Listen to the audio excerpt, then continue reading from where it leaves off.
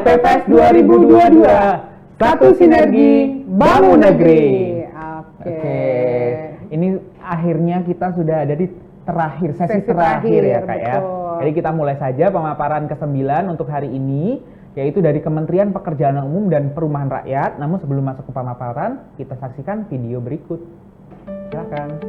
Indonesia, negara kepulauan terbesar di dunia dengan potensi kekayaan alam dan sumber daya manusia. Untuk itu, dibutuhkan kekuatan tangguh guna mempertahankan kesatuan dan terus meningkatkan kemajuan. Dan kekuatan itu adalah melalui pembangunan infrastruktur seperti yang terus kami lakukan. Bekerja keras, bergerak cepat, dan bertindak tepat. Itulah moto kami dalam mengambil peran pada pembangunan infrastruktur negeri. Melalui Sekretariat Jenderal, kami melakukan berbagai koordinasi, pembinaan, dan dukungan manajemen berbagai sektor di tubuh kementerian. Mulai dari perencanaan dan pemrograman, hukum, keuangan, tata laksana, komunikasi publik, teknologi informasi, dan dukungan manajemen lainnya. Kami sadar bahwa anggaran bagi pembangunan adalah amanat dari rakyat Indonesia. Karenanya, kami ingin menjadi lebih profesional, transparan, dan akuntabel. Kami dilengkapi Inspektorat Jenderal yang bertugas menyelenggarakan pengawasan di lingkungan kementerian. Kami melakukan audit hingga evaluasi agar segala langkah yang kami lakukan dapat dipertanggungjawabkan kepada rakyat. Kami tahu potensi air yang melimpah perlu dijaga dan dimanfaatkan dengan baik.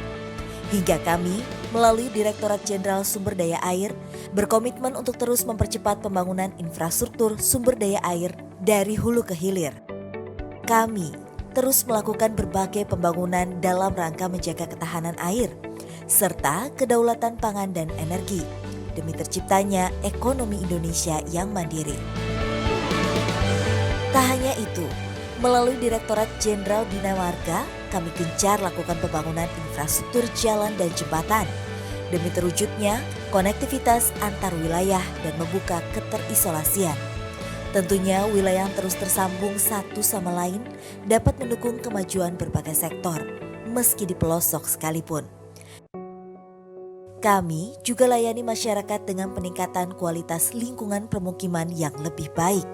Karena masyarakat yang sehat dimulai dari air minum yang layak dan berkualitas. Melalui Direktorat Jenderal Cipta Karya, kami selalu memastikan masyarakat mengonsumsi air yang bersih dan berkualitas. Kami bangun berbagai sistem pengelolaan limbah, drainase, hingga persampahan.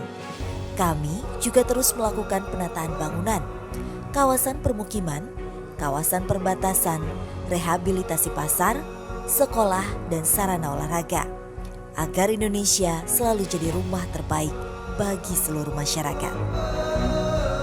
Untuk menjadi rumah terbaik, kami melalui Direktorat Jenderal Perumahan ingin memastikan warga dapat selalu beristirahat dengan nyaman di bawah atap rumahnya.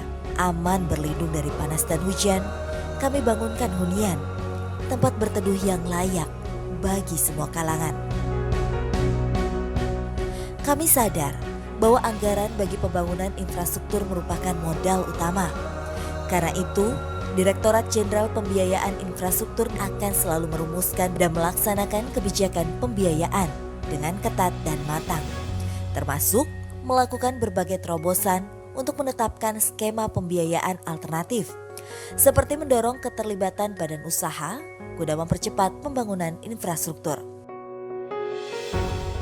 Semua ini untuk Indonesia. Kami pastikan seluruh proses konstruksi pembangunan infrastruktur dilakukan tak hanya handal, tapi juga profesional, sesuai norma, standar, prosedur, dan kriteria yang berlaku. Direktorat Jenderal Bina Konstruksi akan terus melakukan pembinaan hingga evaluasi kepada para pelaku usaha dan pekerja konstruksi demi terjaminnya mutu pembangunan infrastruktur di Indonesia. Dalam rangka mewujudkan keterpaduan pembangunan dan mengurangi kesenjangan wilayah, Maka, melalui Badan Pengembangan Infrastruktur Wilayah atau BPIW, berbagai penyusunan kebijakan dan rencana pengembangan infrastruktur dibuat berdasarkan pendekatan wilayah. Dengan sinergitas antar wilayah, antar sektor, dan antar tingkat kepemerintahan.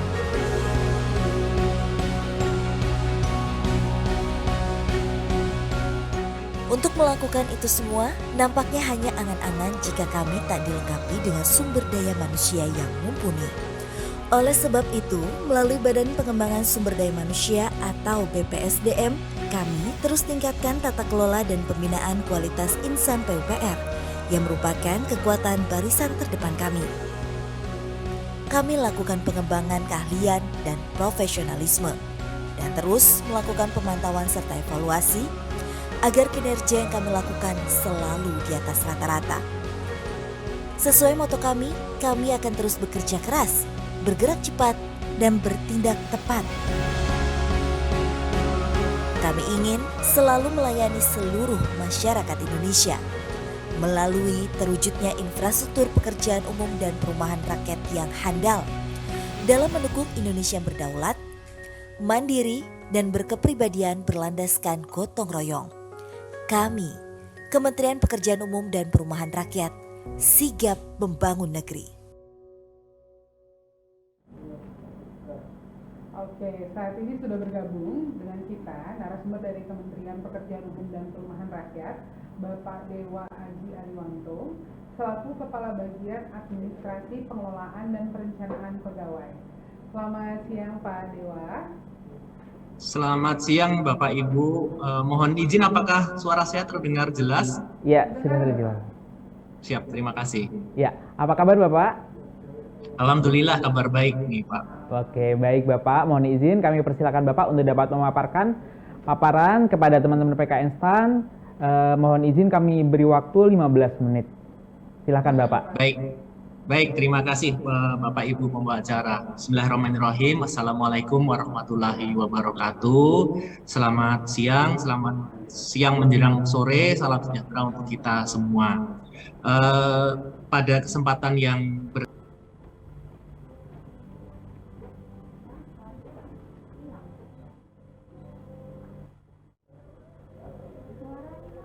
ini apa, kemudian bagaimana, kemudian kira-kira nanti benefit apa yang bisa diperoleh kalau Bapak Ibu, mungkin teman-teman ya, saya panggil teman-teman nanti berminat bergabung ke Kementerian PUPR.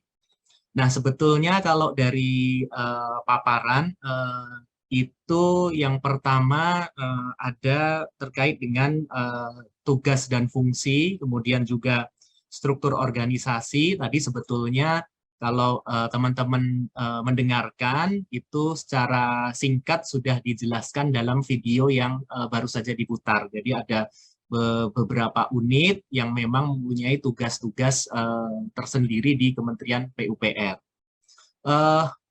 Mohon izin ini untuk tayangan apakah dari kami atau bisa dibantu? Sebentar, kalau tidak.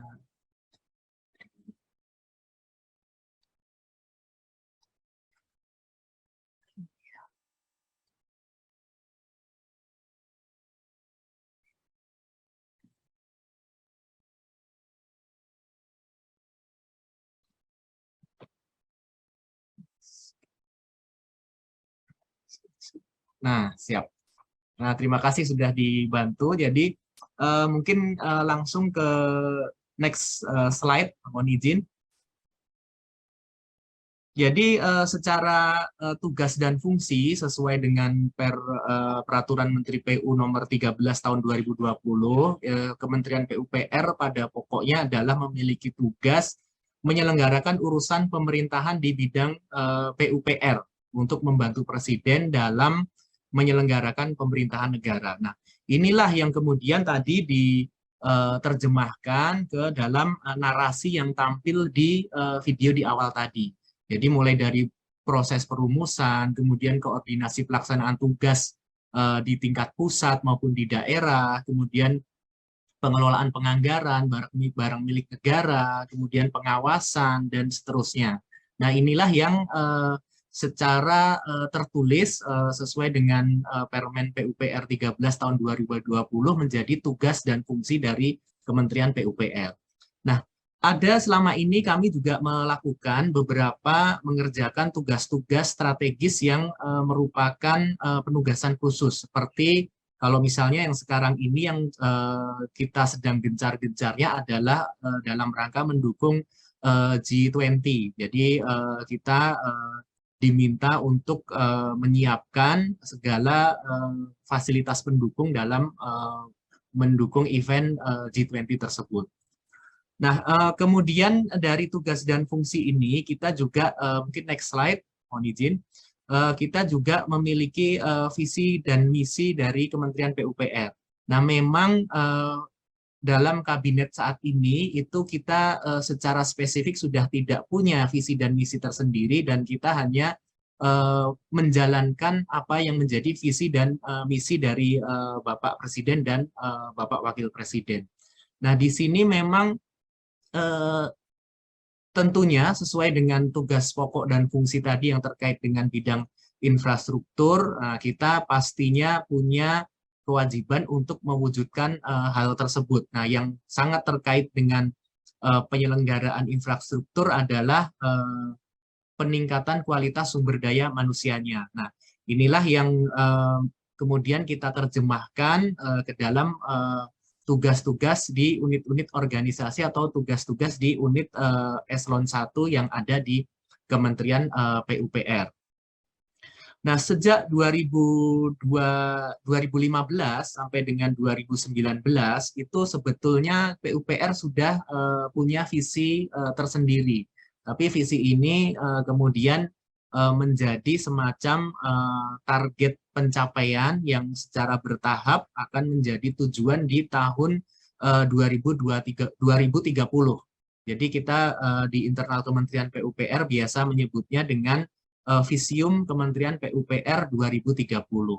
Jadi secara garis besar ada 3 visium yang akan kita capai nanti di 2030, yaitu bendungan multifungsi untuk memenuhi kapasitas tampung 120 meter kubik per kapita per tahun, kemudian jalan 99% mantap dengan sebanyak-banyaknya memanfaatkan material lokal dengan teknologi recycle, dan juga 100% smart living. Nah, memang kalau bagi teman-teman yang mungkin belum terlalu tahu bagaimana secara teknis di Kementerian PUPR, ini bisa menjadi informasi awal bagi teman-teman bahwa nanti 2030 itu kita ada tujuan untuk mewujudkan 3 visium tadi. Kemudian dari visium 2030 tadi kita juga membagi menjadi beberapa milestones yang itu kemudian secara bertahap kita capai pelan-pelan. Jadi yang pertama itu milestone di 2017 sampai 2019, kemudian juga 2020 sampai 2024, dan 2025 sampai dengan 2030. Nah, ini terus terang kami pun belum tahu nanti kebijakan ke depan apakah akan ada penyesuaian dengan perintah Bapak Presiden terkait dengan ibu kota negara yang baru. Tetapi kalau dari kami, saya rasa visium ini tetap relevan sampai dengan 2030, mau ibu kotanya tetap di Jakarta maupun tetap berpindah ke IKN di Kalimantan Barat. Kemudian teman-teman, untuk mungkin selanjutnya terkait dengan struktur organisasi itu nanti mohon izin mungkin bahannya akan bisa di-share nanti ya. Jadi ini menggambarkan saja bagaimana struktur yang ada di Kementerian PUPR. Jadi di Kementerian PUPR ini ada 10 unit eselon 1, mulai dari Sekretariat Jenderal, Inspektorat Jenderal, Direktorat Jenderal Sumber Daya Air, Bina Marga, Cipta Karya, kemudian Perumahan, Bina Konstruksi, Pembiayaan Infrastruktur, Badan Pengembangan Infrastruktur Wilayah, dan Badan Pengembangan Sumber Daya Manusia. Dan seluruh unit organisasi itu juga masih ada unit-unit eselon 2 di bawahnya sampai dengan unit pelaksana teknis yang terdapat di balai-balai di seluruh provinsi di seluruh Indonesia. Nah, secara garis besar, mungkin next slide, terkait dengan tugas unit organisasi ini kurang lebih sejalan dengan tadi video di awal tadi. Jadi Sekretariat Jenderal itu menyelenggarakan koordinasi pelaksanaan tugas, pembinaan, dan pemberian dukungan administrasi kepada seluruh unsur organisasi di PUPR. Jadi semacam pembina untuk koordinasi pelaksanaan tugas secara kementerian. Kemudian Inspektorat Jenderal itu untuk melakukan pengawasan intern. Jadi selain Inspektorat Jenderal, kita juga memiliki unit-unit kepatuhan intern yang itu membantu untuk melakukan kegiatan-kegiatan pendampingan maupun pengawasan sampai dengan level tertentu di tingkat unit organisasi. Kemudian Direktorat Jenderal Sumber Daya Air itu tentu saja terkait dengan pengelolaan sumber daya air, kemudian Bina Marga terkait dengan penyelenggaraan jalan. Nah, Cipta Karya ini yang cukup banyak, teman-teman. Jadi Cipta Karya ini mulai dari penyelenggaraan sistem penyediaan air minum, kemudian pengelolaan air limbah domestik, pengelolaan drainase lingkungan, persampahan, bangunan gedung, kawasan permukiman, sampai dengan sarana prasarana strategis. Jadi ini yang cukup banyak di Cipta Karya. Kemudian juga ada Direktorat Jenderal Perumahan. Di sini tugasnya adalah yang terkait dengan penyelenggaraan perumahan. Jadi rumah susun itu ada di ranahnya Direktorat Jenderal Perumahan. Kemudian Direktorat Jenderal Bina Konstruksi ini tentu saja melakukan di bidang pembinaan bidang jasa konstruksi. Jadi proses pengadaan, kemudian pembinaan terhadap tenaga-tenaga konstruksi itu ada di bawah Direktorat Jenderal Bina Konstruksi. Nah, kalau Direktorat Jenderal Pembiayaan Infrastruktur Pekerjaan Umum dan Perumahan ini terkait dengan pelaksanaan pembiayaannya. Jadi skema-skema pembiayaan ini dilakukan penyelenggaraannya, perumusan kebijakannya di Direktorat Jenderal Pembiayaan Infrastruktur. Kemudian kita juga punya dua badan, yaitu Badan Pengembangan Infrastruktur Wilayah, itu menyusun kebijakan teknis dan terpadu program pembangunan infrastruktur berdasarkan pendekatan pengembangan wilayah. Jadi kawasan-kawasan strategis itu kebijakan atau penggodokan kebijakannya ini melibatkan di Badan Pengembangan Infrastruktur Wilayah. Kemudian yang terakhir kita ada Badan Pengembangan Sumber Daya Manusia, ini tentu saja sesuai dengan namanya, ini melaksanakan pengembangan sumber daya manusia bidang PUPR. Nah, tapi ini juga tentu saja tidak terbatas pada hal-hal atau substansi yang bersifat teknis saja bidang PUPR, tetapi juga aspek-aspek lain, substansi lain yang mendukung pelaksanaan penyelenggaraan infrastruktur di PUPR. Nah, ini rasanya kalau untuk struktur organisasi, tugas dan fungsi ini mungkin nanti agak membosankan. Nah, ini yang saya mulai mau jualan nih. Di next slide mungkin. Nah, next slide itu terkait dengan lokasi kantor dan fasilitas penunjang. Nah, ini kalau lokasi kantor kemungkinan besar teman-teman sudah semuanya sudah tahu. Jadi kantor kita itu ada di Jalan Patimura 20, Kebayoran Baru, Jakarta Selatan. Jadi kalau teman-teman ke Blok M pasti tahu udah deket di situ. Mabes itu kita di belakang Mabes, kita ada di belakang Masjid Agung Al-Azhar. Jadi ada di belakang situ.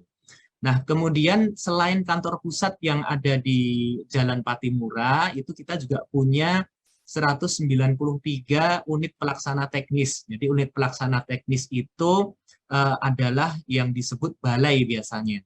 Jadi mungkin kalau di yang teman-teman kenal misalnya di internal Kementerian Keuangan barangkali itu ya kantor-kantor yang ada di provinsi-provinsi, kantor KPPN atau mungkin seperti itu persamaannya. Tetapi kalau di kita namanya balai besar dan balai.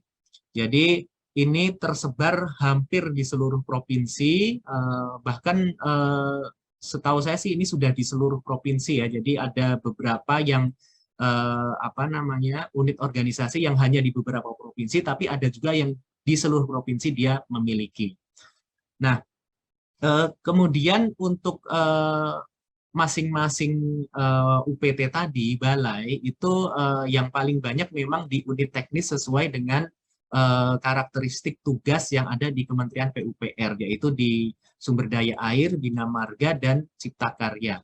Balai di Dijen Perumahan itu masih baru 19 provinsi, tapi nanti sepertinya kita akan tambahkan, kita upayakan supaya di masing-masing provinsi ada balainya. Kemudian kalau terkait dengan jabatan, ini memang sesuai dengan kebijakan yang saat ini masih berjalan, itu untuk teman-teman dari lulusan PKN STAN itu jabatannya adalah Peranata Keuangan APBN, kemudian Penata Laksana Barang, Auditor, dan Bendahara. Nah, ini kami tentu saja mengikuti pengaturan yang ada di tingkat nasional. Nanti apabila terdapat penyesuaian atau perubahan jenis jabatan ini, tentu saja kami akan mengikuti. Dan untuk peta, barangkali di slide berikutnya, jadi peta ini untuk memberikan gambaran bahwa di kantor pusat Patimura ini juga bukan hanya terdiri dari satu gedung saja, tetapi kita ada beberapa gedung yang ditempati oleh masing-masing unit organisasi tadi. Jadi ada yang berbagi gedung, ada yang dia punya gedung sendiri. Jadi satu gedung hanya untuk satu unit organisasi.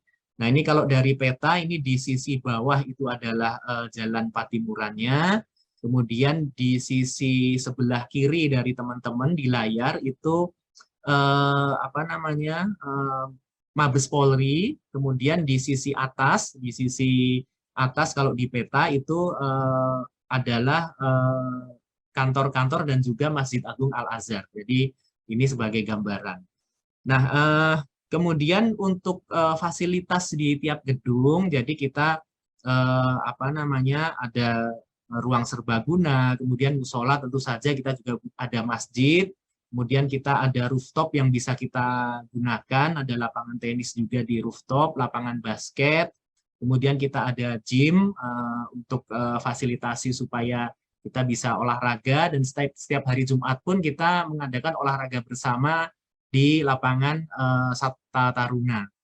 Kemudian parkir kita juga kapasitas cukup banyak, ada gedung parkir tersendiri, kemudian ada gedung parkir yang lift itu juga kita ada.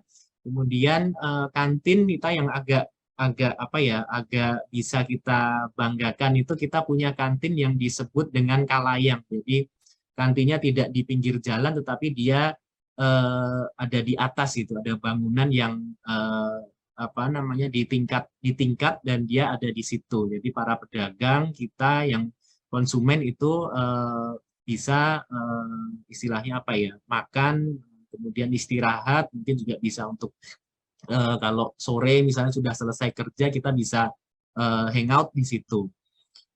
Kemudian untuk ini kan dari fasilitas sarana prasarana. Nah, kemudian kalau gimana sih nanti kalau setelah menjadi pegawai itu kira-kira apa nih yang bisa kita dapatkan atau kesempatan apa yang kita bisa peroleh ketika bergabung dengan PUPR.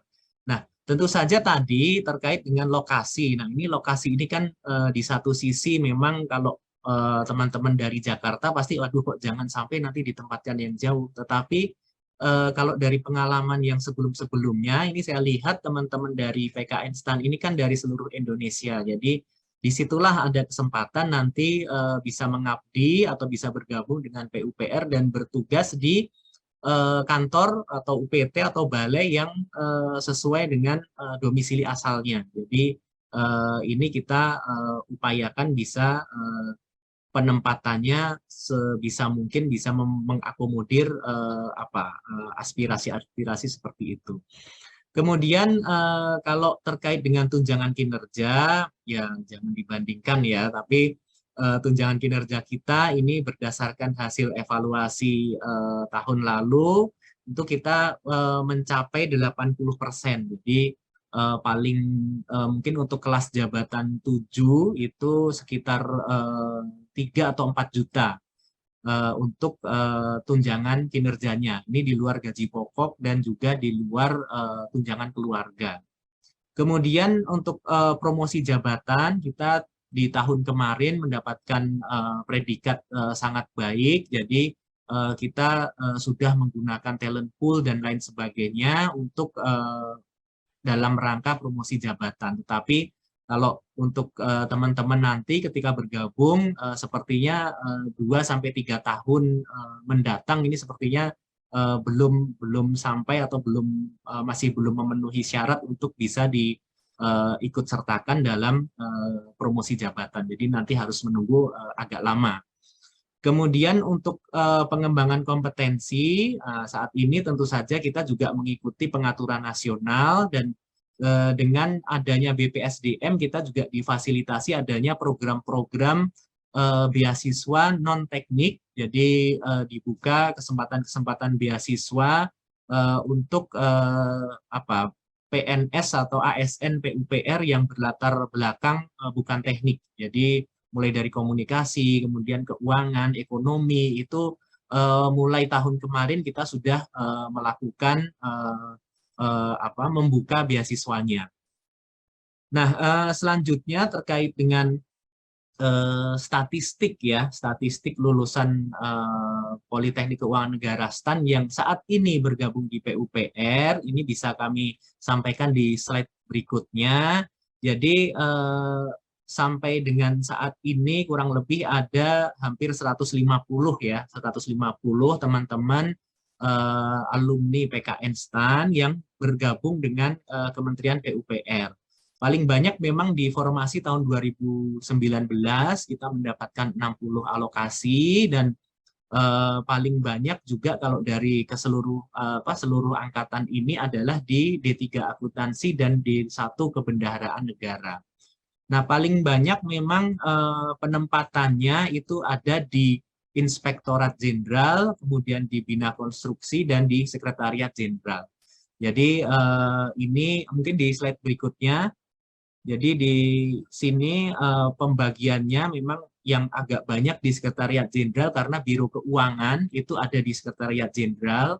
Kemudian Inspektorat Jenderal sebagai auditor untuk fungsi pengawasannya, dan juga di Direktorat Jenderal Bina Konstruksi untuk mendukung proses pengadaan barang dan jasa. Jadi ini yang saat ini cukup banyak persebarannya. Tetapi di unit-unit yang lain ini tetap ada walaupun tidak sebanyak di 3 unit organisasi tadi. Kalau secara sebaran provinsi, ini memang saat ini paling banyak ada di pusat, tapi kalau bisa dilihat di tabel yang sebelah kanan, mungkin teman-teman bisa bisa dapat gambaran bahwa di mana-mana atau di seluruh provinsi itu hampir semuanya ada. Tapi ya tadi sesuai dengan kebutuhan dan juga ketersediaan SDM yang ada di lokasi tersebut. Kalau sudah memenuhi, tentu saja kita juga akan kita pertimbangkan. Tapi kalau misalnya memang masih kurang, tentu saja juga akan kita dorong supaya ada yang bisa mengisi kekurangan tersebut. Kemudian berikutnya terkait dengan pengembangan kompetensi, mungkin next slide. Jadi saat ini itu terdapat dari 150-an tadi ya teman-teman yang sudah bergabung, terdapat 33 orang yang saat ini statusnya sebagai karya siswa. Jadi mereka teman-teman ini melanjutkan pendidikan ke jenjang yang lebih tinggi dari semula D1 ke D3 dan yang D3 ke D4. Nah ini secara detail ini pengelolaannya ada di Badan Pengembangan Sumber Daya Manusia, tetapi kalau tidak salah ini juga sudah ada kerjasama mungkin ya, MOU semacam itu dengan PKN STAN terkait dengan program D4, karena beberapa kali dari BPSDM itu mengajak kami untuk rapat membahas pengiriman teman-teman alumni STAN yang bergabung di kita untuk bisa melanjutkan ke jenjang yang lebih tinggi. Nah, tentu saja proses ini kita tetap mengikuti ketentuan yang saat ini berjalan, yaitu 1 tahun PNS dulu. Jadi setahun CPNS, kemudian setahun mengabdi sebagai PNS, baru berikutnya bisa diikut sertakan untuk seleksi proses melanjutkan studi.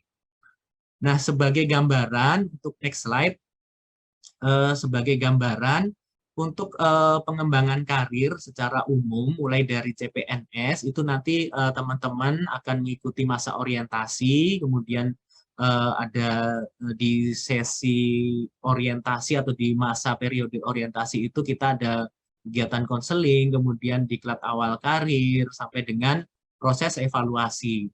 Nah, nanti baru di situ ada penempatan. Nah, hanya saja ini biasanya juga penempatan ini kita juga tergantung bagaimana nanti formasi yang ditetapkan, karena kalau formasi yang ditetapkan oleh Kementerian Pan-RB itu biasanya sudah mengunci ke sampai dengan di provinsi mana atau di unit yang mana. Nanti kita akan ikuti itu, dan tentu saja juga kita tetap mempertimbangkan tadi misalnya ada teman-teman yang berasal dari Bali misalnya, terus ternyata ada formasi di sana yang harus diisi. Nah, kita akan pertimbangkan hal tersebut juga. Nah, untuk setelah ditempatkan itu tentu saja menduduki jabatan sebagai pelaksana dulu. Jadi nanti setelah ada tahapan-tahapan, ada proses-proses administrasi kepegawaian, itu baru bisa bergeser ke jalur fungsional. Jadi ini biasanya di awal-awal tidak terlalu lama. Jadi setelah selesai orientasi setahun CPNS itu biasanya sudah termasuk diklat-diklat yang dibutuhkan untuk mendukung proses menjadi fungsional, sehingga nanti pada saat diangkat menjadi PNS itu sudah langsung bisa sebagai pejabat fungsional. Jadi tidak terlalu lama menunggu proses sebagai pelaksananya. Karena kalau di kami, teman-teman, itu kelas jabatan pelaksana dan fungsional itu ada sedikit perbedaan. Biasanya berbeda 1 atau 2 tingkat gitu ya. Jadi secara besaran nanti juga akan berpengaruh. Nah, baru setelah terpenuhi nanti syarat-syarat administrasi, kepangkatan, dan lain sebagainya, itu baru bisa nanti teman-teman juga ikut bersaing atau berkompetisi atau mungkin masuk ke talent pool untuk jalur struktural. Jadi ini kurang lebih gambaran umumnya. Kemudian yang terakhir, ini mungkin waktunya juga terbatas, ini kami sampaikan beberapa prestasi-prestasi yang pernah kita raih mungkin di tahun lalu dan awal tahun ini. Ada beberapa yang menonjol, ini antara lain yang terkait dengan penghargaan kinerja anggaran tahun 2021 dengan predikat sangat baik pada kelompok KL kategori pagu besar. Jadi ini dari Kementerian Keuangan kita mendapat anugerah ini, penghargaan ini di Maret 2022, dan kita saat ini kurang lebih pagu kita sekitar mungkin di atas 115-an triliun barangkali. Kemudian itu didukung oleh sekitar 500 sampai dengan 600 satuan kerja. Jadi satker yang tersebar di seluruh provinsi itu ada 500 atau 600-an yang bertugas untuk membelanjakan anggaran tadi. Jadi tentu saja secara akuntabel dan bertanggung jawab sesuai dengan ketentuan yang berlaku. Kemudian yang lainnya yang terkait dengan bidang keuangan, kita juga mendapatkan penghargaan WTP di 2021. Nah, saat ini kita mencoba mempertahankannya, mudah-mudahan bisa berhasil, jadi tanpa pengecualian. Kemudian juga kita pernah mendapatkan penghargaan keberhasilan melakukan sertifikasi BMN untuk kategori kementerian yang memiliki lebih dari 100 satuan kerja. Jadi BMN kita ini mungkin termasuk yang paling besar di antara kementerian lembaga yang ada di Indonesia ini, karena seluruh jalan tol, jembatan, kemudian bendungan, kemudian rumah susun dan lain sebagainya itu secara apa? Secara akuntansi itu adalah tercatat sebagai BMN di Kementerian PUPR. Jadi ini merupakan prestasi yang pernah kita raih sampai dengan mungkin awal tahun 2022 ini. Mungkin ini yang berikutnya adalah gambaran ini saja Pak, ilustrasi atau dokumentasi proses penghargaannya. Barangkali paparan penjelasan singkat ini kami cukupkan dulu. Terima kasih. Ayo kita teman-teman kita bergabung ke PUPR. Jadi supaya nanti bisa tadi seperti di video kita bisa bersama-sama bekerja keras, bergerak cepat, dan bertindak tepat dalam rangka sigap membangun Republik ini. Terima kasih, kami kembalikan ke Bapak Ibu pembawa acara. Terima kasih. Terima kasih banyak Bapak atas paparannya. Bapak mohon izin, kami akan membuka sesi tanya jawab. Bapak bersedia? Silakan, silakan. Siap. Siap. Untuk teman-teman dari lulusan PKN STAN yang mau nanya bisa bisa menggunakan fitur raise hand ya. Betul, ya, betul. Nah, sambil kita menunggu Bapak, ini sudah ada beberapa pertanyaan yang masuk ke kami. Itu yang pertama adalah apakah CPNS yang nanti ditempatkan di Kementerian PUPR itu akan langsung ditempatkan di UPT yang tersebar di Indonesia atau terpusat terlebih dahulu di Jakarta selama masa orientasi CPNS? Monggo silakan Bapak. Baik, terima kasih pertanyaannya. Jadi untuk pertanyaan tadi, apakah langsung akan ditempatkan ke UPT atau di Jakarta dulu? Ini kalau berkaca pada proses yang terakhir berjalan di formasi kemarin, itu semuanya ditempatkan di Jakarta dulu. Karena proses orientasi CPNS ini berlangsung selama 1 tahun dan itu berangkaian, teman-teman. Jadi mulai dari pengenalan orientasi yang 1 bulan di kampus PUPR ini, jadi mulai dari pengenalan organisasi, kemudian tur di sini, di Patimura ini, menunjukkan lokasi-lokasinya, kemudian nanti habis itu ada latsar, latihan dasar, kemudian juga ada bela negara, kemudian nanti ada on the job training, itu semuanya dilakukan di pusat. Tetapi nanti di dalam 1 tahun itu bisa jadi teman-teman akan ditugaskan ke daerah tetapi bukan ditempatkan permanen. Jadi misalnya untuk membantu monitoring atau membantu pengawasan pelaksanaan pekerjaan seperti itu. Baru nanti setelah 100% PNS itu teman-teman baru akan mendapatkan penempatan definitif. Jadi bisa ditempatkan di pusat, nanti di tahun berikutnya ditugaskan di daerah atau dari awal sudah langsung ke daerah. Mungkin itu jawaban dari kami. Terima kasih. Oh, baik Bapak. Kemudian ini ada pertanyaan lagi Mas Ilham, mungkin bisa dibacain. Berapa jumlah kebutuhan lulusan PKN STAN di Kementerian PUPR di tahun 2022 ini Bapak? Ya. Baik, ini agak susah ini jawabnya. Jadi seperti tadi sempat kami singgung, kita itu memiliki 500 sampai dengan 600 satuan kerja yang itu kalau secara struktur organisasi itu kalau kami menyebutnya itu adalah pejabat perbendaharaan. Jadi strukturnya adalah kepala satuan kerja, kemudian pejabat pembuat komitmen, bendahara, kemudian penguji SPM dan lain sebagainya. Dan selama ini itu sebagian besar SDM yang ada di situ ya mengerjakan karena memang nggak ada orang lagi. Jadi ya memang itu adalah mau nggak mau dia mengerjakan. Bukan yang benar-benar berasal dari istilahnya latar belakang